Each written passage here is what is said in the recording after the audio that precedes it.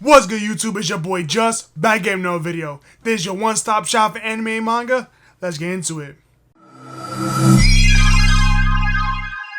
Alright, I want to start by saying thank you everyone for subscribing. If you're new here, you like my content, you like what I'm doing, consider subscribing, leaving a like, hit the bell so I post another video, follow me on Twitter, links can be in the description.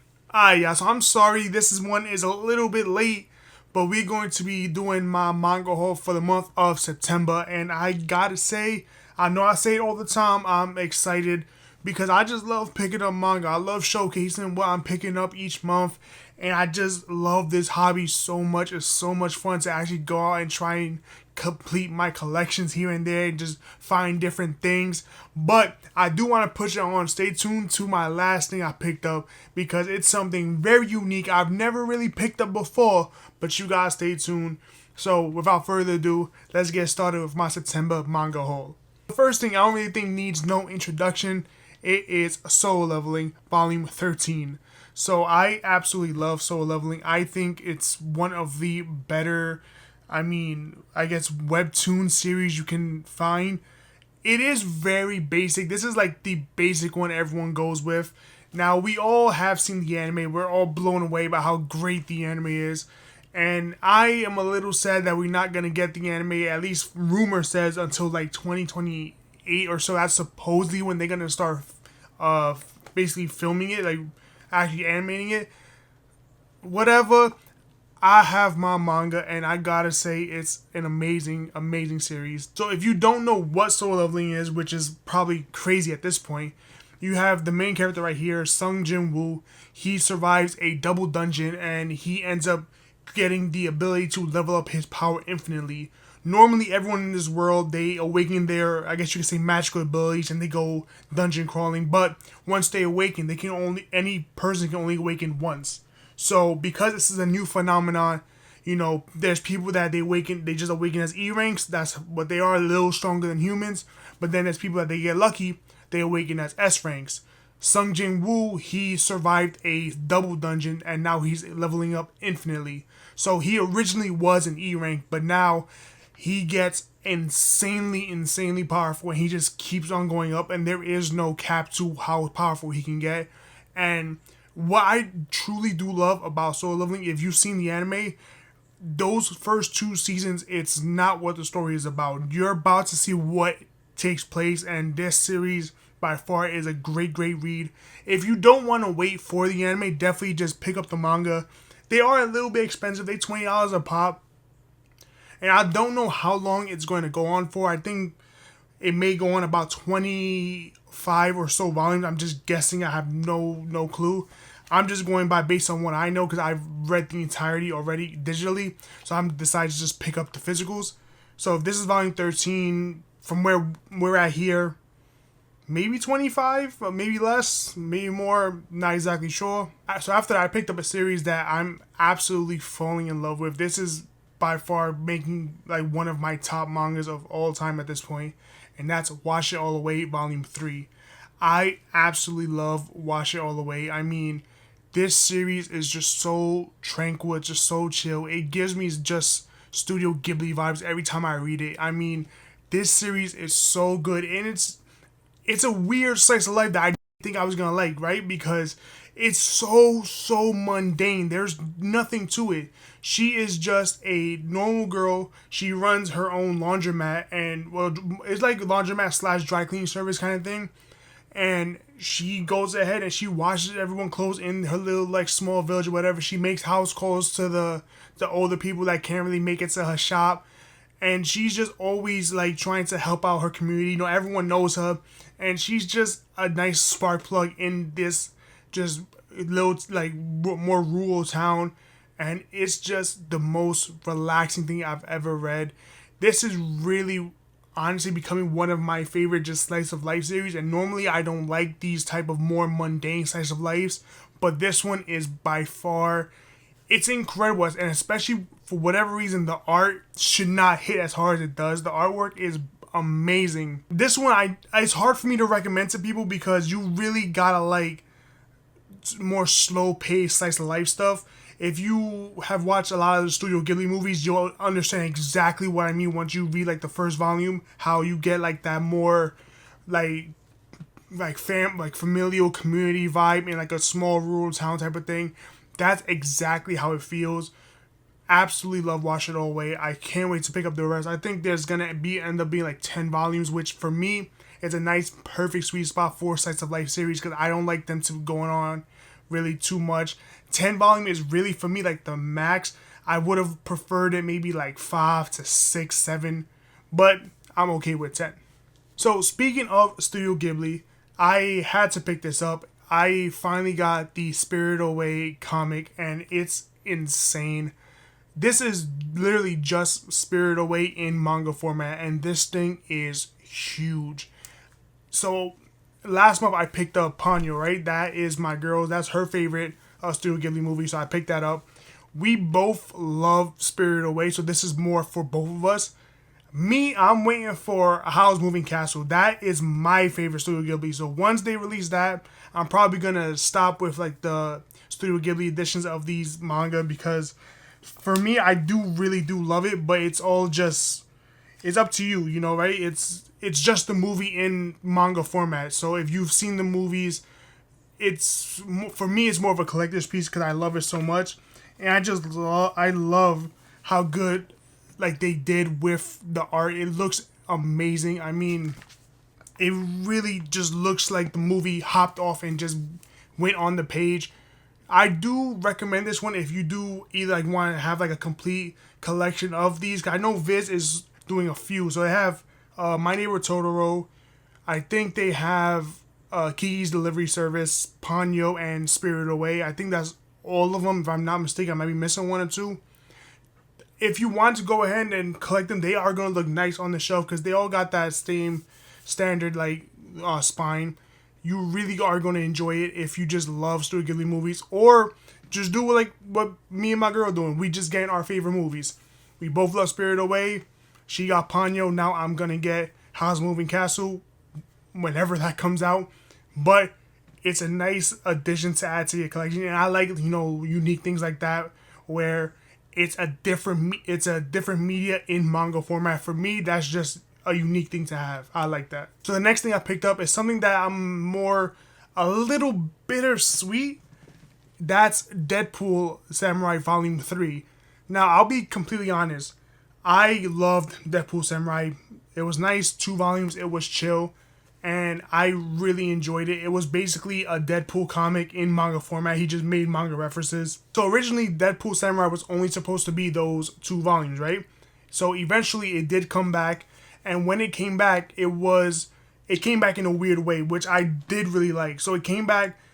It was not announced that it was going to be Deadpool Samurai. It was a different manga series that was made by the creators of Deadpool Samurai. So they had basically teamed up again, and they were going to pull off basically a Oba and Obata Sensei type of thing. They're the ones that did Death Note. They also did Bakuman and Planet Men. So they were going to do that type of thing. They were going to make a new series. So they did the entire first chapter, and it dropped, it released, and it looked cool.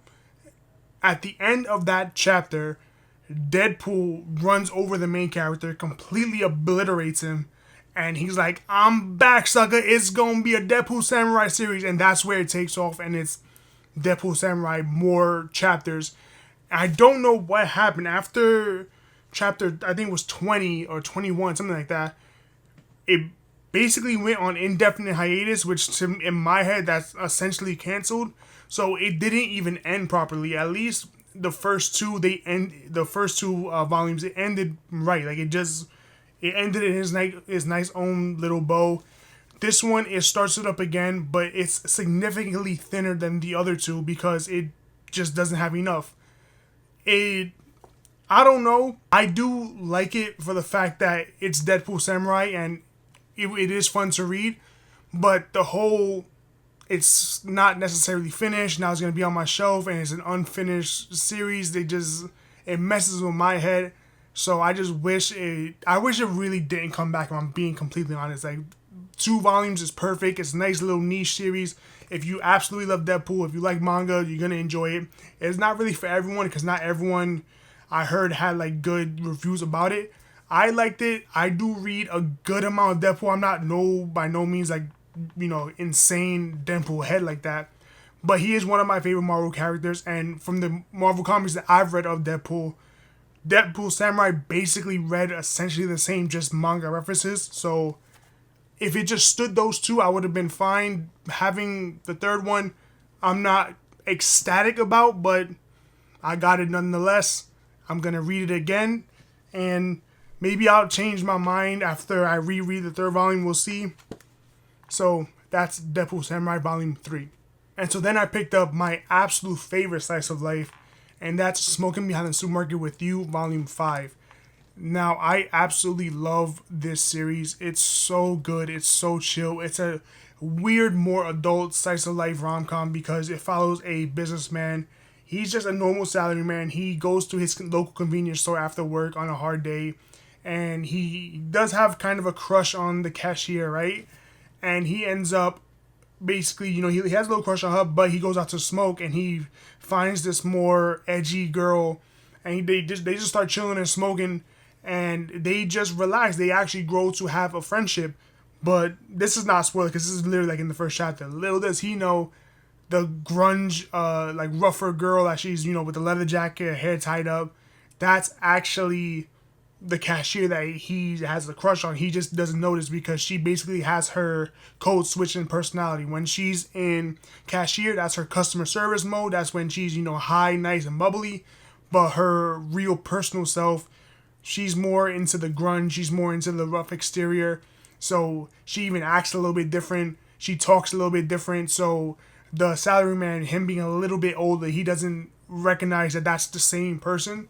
And that's kind of like the running joke, is that they're hanging out all this time, just chilling and building up a relationship. And he does not know that he'll talk to one, say something to one, and then she'll be like, "Oh, this girl told me." He's telling the same girl the thing. Like, it's weird because he doesn't understand it. And it's just a nice, funny aspect of this series specifically because he's just so aloof. It's almost lovable that, my dude, it's been how long and you still don't know that this is the same person you're talking to? She's literally just wearing different clothes. But I digress. It's still my favorite slice of life series right now because of how relaxing it is. Every time I read this, it gives me like Watch It All the Way vibes in a different way because it just completely like zens me out. I'm completely relaxed. No matter how stressful my day would have been, if I just pick up a volume of Smoking Behind Supermarket, then it's just chill. And I think that's what I really do like, is because I can relate to this one a little bit more because it's adult characters. It's not like, high school characters that are in a crazy slice of life rom-com. These are two just working people, and they just want to chill. They want to relax at the end of the day of their hard work. Now, the last thing I want to put you on to is something that I'm actually really excited about, and that is Young Magazine. So this is something I'm really proud I was able to pick up. So if you don't know, Young Magazine is a seinen magazine, and it's only ever in Japanese. It's never been printed in English. But this one, I think, was like I think it was a 45th anniversary edition. And this was the very, very first time that you were able to read this magazine. It's the first time it was printed in English. And if you went over to your local Kinokuniya, they were giving these away for free. So I didn't end up going. I think it came out in August. I didn't end up going. I had other things to do. My local Kinokuniya is pretty far from me. So I just went there I was just walking by. I was in the area, so I decided, let me hit up Kinokuniya. And they still had a bunch of these. I'm talking about stacks upon stacks of these magazines.